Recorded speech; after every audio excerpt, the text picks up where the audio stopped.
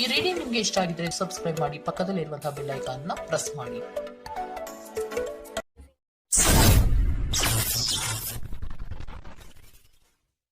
Bottom of the duck ನಿಮ್ಗೆ ಬಂದಿರುವಂತಹದ್ದು ಯಾವುದು? Knight of wands ಬಂದಿದೆ. ಯಾವುದೋ ಕೆಲವೊಂದು ನಿರ್ಧಾರಗಳನ್ನ ಮಾಡ್ತಾ ಇರುವಂತಹದ್ದು, ಧೈರ್ಯದಿಂದ ಕೆಲವು ನಿರ್ಧಾರಗಳನ್ನ ನೀವು ಮಾಡ್ತಾ ಇರುವಂತಹದ್ದು ರೆಪ್ರೆಸೆಂಟ್ ಆಗ್ತಾ ಇದೆ. ಆಕ್ಷನ್ಸ್ ಅನ್ನ ತಗೋತಾ ಇರುವಂತಹದ್ದು ನಿಮ್ಗೆ ರೆಪ್ರೆಸೆಂಟ್ ಆಗ್ತಾ ಇದೆ ಬಾಟಮ್ ಆಫ್ ದ ಡಕ್ ಅಲ್ಲಿ. ಓಕೆ, ಇನ್ ನಿಯರ್ ಪಾಸ್ಟ್ ನಲ್ಲಿ ಏನಾಗಿದೆ? ನಿಮ್ಮ ಲವ್ ಲೈಫ್ ನ ವಿಚಾರವಾಗಿದ್ರೆ ದ ಫುಲ್ ಕಾರ್ಡ್ ರೆಪ್ರೆಸೆಂಟ್ ಆಗಿದೆ. ತುಂಬಾನೇ ಚೆನ್ನಾಗಿದೆ, ಜಾಯ್ಫುಲ್ ಆಗಿತ್ತು, ಬಿಗಿನಿಂಗ್ ತುಂಬಾ ಚೆನ್ನಾಗೇ ಇದೆ. ಕಾರ್ಡ್ ಬಂದಿರುವಂತಹದ್ದೇನು? ವೀಲ್ ಆಫ್ ಫಾರ್ಚೂನ್ ಬಂದಿದೆ. ಸೊ ನಿಮ್ಮ ಲವ್ ಲೈಫ್ ನ ವಿಚಾರವಾಗಿ ನೀವು ಕೆಲವೊಂದು ಬದಲಾವಣೆಗಳನ್ನ ನೀವು ಮಾಡ್ಕೊಂಡಿರುವಂತಹದ್ದು ಇಲ್ಲಿ ರೆಪ್ರೆಸೆಂಟ್ ಆಗ್ತಾ ಇದೆ. ಕ್ವೀನ್ ಆಫ್ ಕಪ್ಸ್ ಏನನ್ನ ರೆಪ್ರೆಸೆಂಟ್ ಮಾಡುತ್ತೆ? ಸೊ ಕ್ವೀನ್ ಆಫ್ ಕಪ್ಸ್ ನೀವು ಯಾಕೆ ಬದಲಾವಣೆಗಳನ್ನ ಮಾಡ್ಕೊಂಡಿದ್ದೀರಾ? ಕೆಲವೊಂದು ರೀತಿಯ ಸ್ಟೇಬಲ್ ಇರಬೇಕು, ಬಹಳ ಕೇರ್ ಅನ್ನ ಮಾಡ್ತಾ ಇರುವಂತಹದ್ದು, ಲವ್ ಲೈಫಿನ ವಿಚಾರವಾಗಿ ಬಹಳಷ್ಟು ಇಂಟ್ರೆಸ್ಟ್ ಅನ್ನ ತಗೊಂಡಿರುವಂತಹದ್ದು ನಿಯರ್ ಪಾಸ್ಟ್ ನಲ್ಲಿ ರೆಪ್ರೆಸೆಂಟ್ ಆಗ್ತಾ ಇದೆ. ಓಕೆ, ಎಟ್ ಪ್ರೆಸೆಂಟ್ ನಲ್ಲಿ ಯಾಕೋ ನಿಮ್ಮಲ್ಲಿ ಎರಡು ಆಪ್ಷನ್ಸ್ ಗಳಿರುವಂತಹದ್ದು ರೆಪ್ರೆಸೆಂಟ್ ಆಗ್ತಾ ಇದೆ. ಯಾಕೋ ಎರಡು ಆಲೋಚನೆಗಳನ್ನ ನೀವು ಮಾಡ್ತಾ ಇರುವಂತಹದ್ದು ಅಟ್ ಪ್ರೆಸೆಂಟ್ ನಲ್ಲಿ ರೆಪ್ರೆಸೆಂಟ್ ಆಗ್ತಾ ಇದೆ.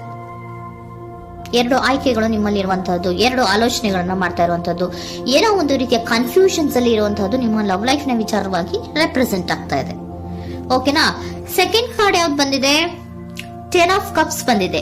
ಸೊ ಟೆನ್ ಆಫ್ ಕಪ್ಸ್ ನಿಮ್ಗೆ ಫುಲ್ಫಿಲ್ಮೆಂಟ್ ಇರುತ್ತೆ, ಸಮಾಧಾನ ಇರುತ್ತೆ, ಖುಷಿಯಾಗಿರುತ್ತೆ ಅನ್ನೋದು ನೀವು ಆಲೋಚನೆಯನ್ನ ಮಾಡಿದ್ರಿ. ಎರಡು ಆಯ್ಕೆಗಳಲ್ಲಿ ಯಾವ್ದನ್ನ ಸೆಲೆಕ್ಟ್ ಮಾಡಬೇಕು? ಸೆಲೆಕ್ಟ್ ಅನ್ನ ಮಾಡ್ಕೊಂಡ್ರೆ ನನಗೆ ಖುಷಿಯಾಗಿರುತ್ತೆ, ಸಮಾಧಾನ ಆಗುತ್ತೆ ಅನ್ನೋಂತ ಯೋಚನೆಯನ್ನ ಒಂದು ಸಾರಿ ಮಾಡಿದ್ರೆ, ಇದರ ಮತ್ತೊಂದು ಸಾರಿ ನೀವೇನ್ ಅನ್ಕೋತೀರಾ? ಏನಾದ್ರು ನನಗೆ ಇದರಿಂದ ಮೋಸ ಆಗುತ್ತಾ, ಅಥವಾ ಇದರಿಂದ ನನಗೇನಾದ್ರು ತೊಂದರೆ ಆಗುತ್ತಾ, ನಾನು ರಕ್ಷಣೆ ಮಾಡ್ಕೋಬೇಕಾಗತ್ತಾ ಅನ್ನೋಂತಹ ಆಲೋಚನೆಯನ್ನು ಕೂಡ ನೀವು ಮಾಡುವಂತದ್ದು ರೆಪ್ರೆಸೆಂಟ್ ಆಗ್ತಾ ಇದೆ. ಯಾಕೋ ನಿಮ್ಮಲ್ಲಿ ಸಮಾಧಾನ ಇಲ್ಲ, ಕನ್ಫ್ಯೂಷನ್ಸ್ ಇದೆ, ಎರಡೆರಡು ಆಯ್ಕೆಗಳು, ಯಾವ ನಿರ್ಧಾರವನ್ನ ಮಾಡ್ಬೇಕು ಗೊತ್ತಾಗ್ತಿಲ್ಲ. ಸೊ ಅದಕ್ಕೆ ನೋಡಿ, ನೀವು ಬೇಜಾರಿನಿಂದ ಮೂವಿಂಗ್ ಆನ್, ಬದಲಾವಣೆ ಆಗ್ತಾ ಇರುವಂತಹದ್ದು ರೆಪ್ರೆಸೆಂಟ್ ಆಗ್ತಾ ಇದೆ. ಚೇಂಜಸ್ ಅನ್ನ ಮಾಡ್ಕೋತಾ ಇರುವಂತಹದ್ದು ಇಲ್ಲಿ ಪ್ರೆಸೆಂಟ್ ನಲ್ಲಿ ರೆಪ್ರೆಸೆಂಟ್ ಆಗ್ತಾ ಇದೆ. ಯಾಕೋ ಬೇಜಾರಿನಿಂದ ಕೆಲವೊಂದು ರೀತಿಯ ಬದಲಾವಣೆಗಳನ್ನ ನೀವು ಮಾಡ್ಕೋತಾ ಇರುವಂತಹದ್ದು ಸಿಕ್ಸ್ ಆಫ್ ಸೋರ್ಟ್ಸ್ ಅಲ್ಲಿ ರೆಪ್ರೆಸೆಂಟ್ ಆಗ್ತಾ ಇದೆ. ನೀವು ಈ ಸಿಕ್ಸ್ ಆಫ್ ಸೋರ್ಟ್ಸ್ ಮತ್ತೆ ಏನನ್ನ ರೆಪ್ರೆಸೆಂಟ್ ಮಾಡುತ್ತೆ ಅಂದ್ರೆ, ನಾನು ಲವ್ ಲೈಫ್ ನ ವಿಚಾರವಾಗಿ ಒಂದು ಬೆಟರ್ ಆಪ್ಷನ್ಸ್ ಅನ್ನ ಸೆಲೆಕ್ಟ್ ಮಾಡ್ಕೋಬೇಕು ಅನ್ನುವಂತಹ ಆಲೋಚನೆಯನ್ನ ಮಾಡ್ತಾ ಇರುವಂತದ್ದು ರೆಪ್ರೆಸೆಂಟ್ ಆಗ್ತಾ ಇದೆ. ಓಕೆನಾ? ನೀವೇನಂದ್ರೆ ಅಟ್ ಪ್ರೆಸೆಂಟ್ ನಲ್ಲಿ ನಿಮ್ಮ ಲವ್ ಲೈಫ್ ನ ವಿಚಾರವಾಗಿ ಬೆಟರ್ ಆಪ್ಷನ್ ಬಗ್ಗೆ ಯೋಚನೆಯನ್ನ ಮಾಡ್ತಾ ಇರುವಂತಹದ್ದು, ಅದರ ಬಗ್ಗೆ ಸ್ವಲ್ಪ ಕನ್ಫ್ಯೂಷನ್ ಅಲ್ಲಿ ಇರುವಂತಹದ್ದು ಅಟ್ ಪ್ರೆಸೆಂಟ್ ನಲ್ಲಿ ರೆಪ್ರೆಸೆಂಟ್ ಆಗ್ತಾ ಇದೆ. ಬಟ್ ನಿಯರ್ ಫ್ಯೂಚರ್ ನಲ್ಲಿ ಏನಿದೆ? ತ್ರೀ ಆಫ್ ಸೋರ್ಟ್ಸ್ ಇದೆ. ಕೆಲವೊಂದು ರೀತಿಯ ಬೇಜಾರುಗಳಿರುವಂತಹದ್ದು, ನೋವುಗಳಿರುವಂತಹದ್ದು, ಕೆಲವೊಬ್ರು ಅಳ್ತಾ ಇರುವಂತಹದ್ದು, ಭಾವನಾತ್ಮಕವಾಗಿ ತುಂಬಾ ಫೀಲ್ ಅನ್ನು ಮಾಡ್ತಾ ಇರುವಂತದ್ದು ನಿಮ್ಗೆ ರೆಪ್ರೆಸೆಂಟ್ ಆಗ್ತಾ ಇದೆ. ಯಾಕೆ ನಿಮಗೆ ಆ ತರ ಆಗತ್ತೆ ಅಂತ ಅಂದ್ರೆ, ಡೆವಿಲ್ ಕಾರ್ಡ್ ರೆಪ್ರೆಸೆಂಟ್ ಆಗಿದೆ. ಸೊ ಡೆವಿಲ್ ಕಾರ್ಡ್ ಏನನ್ನ ಹೇಳತ್ತೆ? ಅಡಿಕ್ಷನ್ಸ್ ಅನ್ನ ಹೇಳತ್ತೆ. ತುಂಬಾ ಯೋಚನೆಯನ್ನ ಮಾಡುವಂತಹದ್ದು, ಮೇಲಿಂದ ಮೇಲೆ ನೀವು ಒಂದನ್ನೇ ನೀವು ಯೋಚನೆ ಮಾಡ್ತಾ ಇದ್ರೆ ನಿಮ್ಗೆ ಅಲ್ಲಾಗುವಂತದ್ದೇನು? ನೋವುಗಳೇ ಅಲ್ಲಾಗುವಂತಹದ್ದು. ಸೊ ಯಾತಕ್ಕೆ ಅಂದ್ರೆ ನಿಮ್ಮಿಬ್ಬರ ಮಧ್ಯೆ ಕೆಲವೊಂದು ರೀತಿಯ ಘರ್ಷಣೆಗಳಿರುವಂತಹದ್ದು ರೆಪ್ರೆಸೆಂಟ್ ಆಗ್ತಾ ಇದೆ. ಕೆಲವೊಂದು ರೀತಿಯ ಮನಸ್ಸು ಒಂದೇ ತರ ಆಲೋಚನೆಯನ್ನ ಮಾಡ್ತಾ ಇಲ್ಲ. ಒಂದ್ಸರಿ ಆ ತರ ಯೋಚನೆ ಮಾಡ್ತೀರಾ, ಒಂದ್ಸರಿ ಈ ತರ ಯೋಚನೆ ಮಾಡ್ತೀರಾ, ಕನ್ಫ್ಯೂಷನ್ ಅಲ್ಲಿ ಇರ್ತೀರಾ, ಏನ್ ಮಾಡ್ಬೇಕು ಗೊತ್ತಾಗಲ್ಲ.